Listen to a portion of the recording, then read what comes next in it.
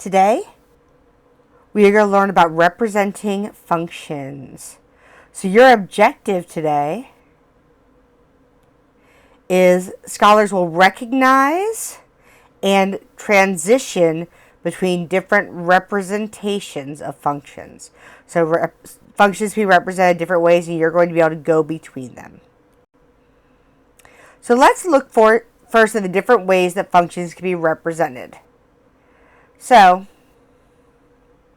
functions can be represented as tables. You guys have seen tables. Here is your input, your x. Here is your output, your y. Remember, our other words for input are domain and range. If I have an input of 2, I get an output of 6. An input of 5, I have an output of 15. An input of 10, I have an output of 30. That is this function. So let's look at another way to represent functions. You can also list them as ordered pairs. Now, ordered pairs are just sort of another way to write your inputs and outputs. Here's your input. Remember, these are x, then y. So this is our input. And then our output for each one. Okay? You'll notice that this looks like the same information table. Input of 2, an output of 6. Input of 5, an output of 15. Input of 10, an output of 30. Okay? Then the mapping diagrams. Now these maybe look a little different than things you've seen before, but they're sort of like a table. Here we have our domain, our inputs, and then we have an arrow that goes across to the corresponding output. Input of 2, an output of 6. Input of 5, an output of 15. Input of 10, an output of 30. The interesting thing is, as you can see from this mapping diagram, we don't always have to be looking at numbers. In this case, we have shapes and colors.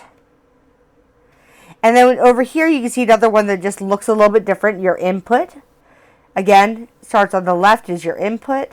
This is a mapping diagram. And then it goes to the right is our output. Okay, and the arrow goes from one to the other. So I have an input of 3 here, gives me an output of 2. An input of 4 gives me an output of 1. Input of 6 gives me an output of 12. Input of 7 gives me an output of 12. Then, of course, we have seen graphs. So you'll notice that there are 2 different types of graphs here. This is a graph made from a set of ordered pairs where just the points are there.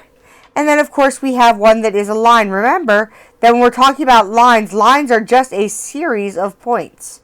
So every point along this line is a point in our function. Next, we can also represent them as equations. Equations, we've all learned how to do equations. So with equations, many times you'll see them written this way. We call this slope-intercept, y equals mx plus b. If we have y equals, we are always looking at a function. If we have y equals. They can also be written this way. This is called standard form. And here's another one where we have a quadratic, we have an exponent up there. But all of these are function equations. Again, x is our input, and y is our output. That's the important part to remember. And then lastly, they can be represented as verbal descriptions. When I say verbal descriptions, that just means words. Verbal means words. So in this case, I have 2 here. So the graph of the linear function k has a slope of negative 4/5 and a y-intercept of negative 2. We can write that as equation. Y equals negative 4/5 x minus 2. And we'll talk about how you get those different points later. Or we have this one, multiply a number by 5, then add 2. So 5 times the number of our inputs x, and then add 2. Gives us our output. So, can I change the representation? Yes, of course you can. You can change. So let's look at turning this equation, y equals 4x minus 2, into a table. Now I will say that often we use tables, ordered pairs, or mapping diagrams are all really the same thing. It's a set of points. So I'm just going to talk about tables, but know that you can write them as ordered pairs or as mapping diagrams. So I need to choose some input numbers for this.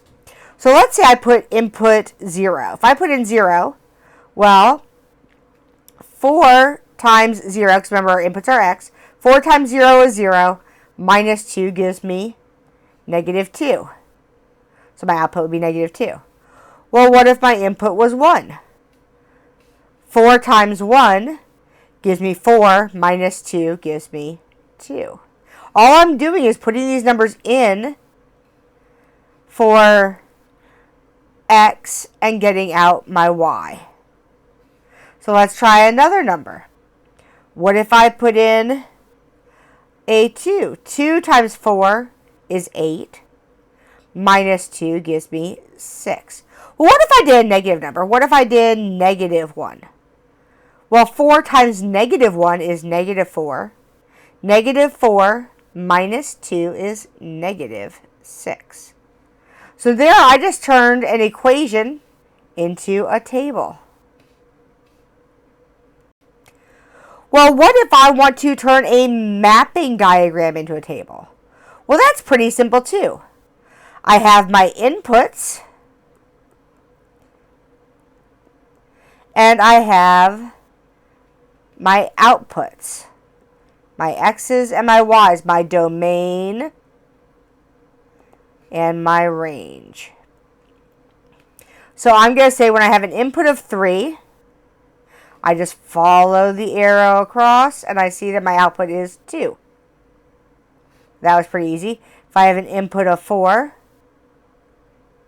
I have an output of 1. Input of 4, output of 1. If I have an input of 5,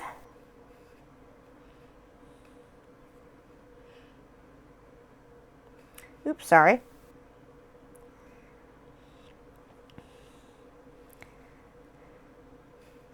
I get an output of 9. If I have an input of 6, I can see I have an output of 12. If I have an input of 7, again, I get an output of 12. That's all we're doing is putting in the input from this side and the output from this side. So once again, they basically gave you all the points. You can do the same thing with a set of ordered pairs. Well, what about changing a table into an equation? Remember I say table, it could also be an ordered pair, or it could include a mapping diagram.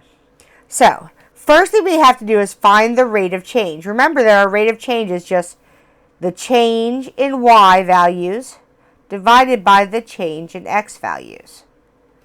So my y goes from negative 3 to 3, that's a change of 6. And then from 3 to 9, again, that's a change of 6. On the other side, my inputs go from 0 to 2, that's a change of 2. 2 to 4 is a change of 2. So my change in y is 6. My change in x is 2. 6 divided by 2 is 3. So that's my rate of change.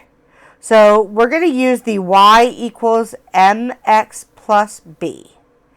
M is the rate of change. So I know y equals 3 times x. But just doing 3 times x doesn't get me there. 0 times 3 is 0, so how do I get negative 3? So what do I have to add or subtract? Well, 0, what can I add or subtract from 0 to get negative 3? I can just subtract 3. And then I'm going to check it with my other numbers. If I put in 2, 3 times 2 minus 3. So 3 times 2 is 6. Minus 3 will give me 3. So I can see that's my output. So I can just double check it. All you're going to do is find your rate of change by following the instructions here. All you're going to do is find the change in y divided by the change in x. And then just figure out what you have to add or subtract. So finally, verbal description into an equation. In this case, multiply a number times 5, then add 2. Remember, your starting number is x. So multiply a number times 5 is 5x. Then add 2 means this plus 2. And our answer, it is equal to y. That's all you're doing. Your starting number is x. So multiply a number times 5 means 5x. Add 2 means add 2. And then you set it equal to y. Okay, I hope you enjoy your practice.